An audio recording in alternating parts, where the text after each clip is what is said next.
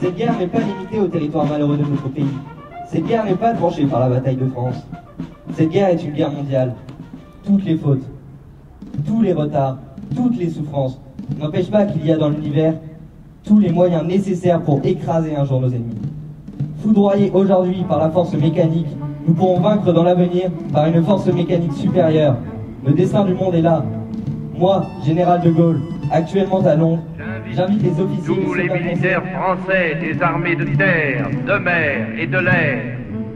J'invite les ingénieurs et les ouvriers français spécialistes de l'armement qui se trouvent en territoire britannique ou qui pourraient y parvenir à se réunir à moi. J'invite les chefs, les soldats, les marins, les aviateurs des forces françaises de terre, de mer, de l'air, où qu'ils se trouvent actuellement, à se mettre en rapport avec moi. J'invite tous les Français qui veulent rester libres à m'écouter et à me suivre. Vive la France, libre dans l'honneur et dans l'indépendance.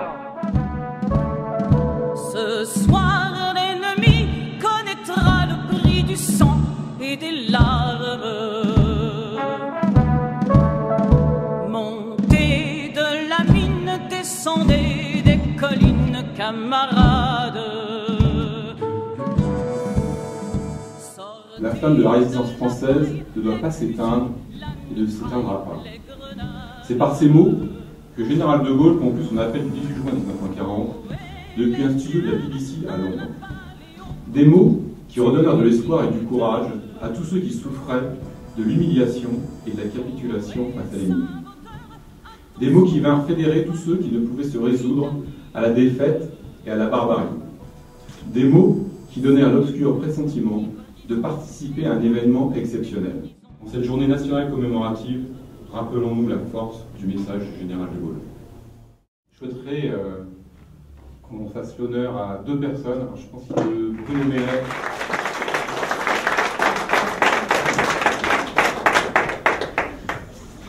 Donc en fait, il est timide, mais là, il a l'obligation d'être aux honneurs, puisqu'en fait, je pense que c'est quelqu'un qui vous est tous familier pour différentes raisons dans le civil, mais aussi dans les commémorations, puisqu'il nous a accompagnés et d'une main de maître, en fait, il a permis à ce que la réalisation des cérémonies depuis de longues années se passe avec courtoisie, droiture et pour le plus grand plaisir de tous. Et aujourd'hui, en fait, il a décidé de passer la main à une nouvelle génération et d'arrêter, en fait, je pense, le plaisir qu'il lui a encore largement aujourd'hui. Et je pense qu'il mérite bien vos applaudissements.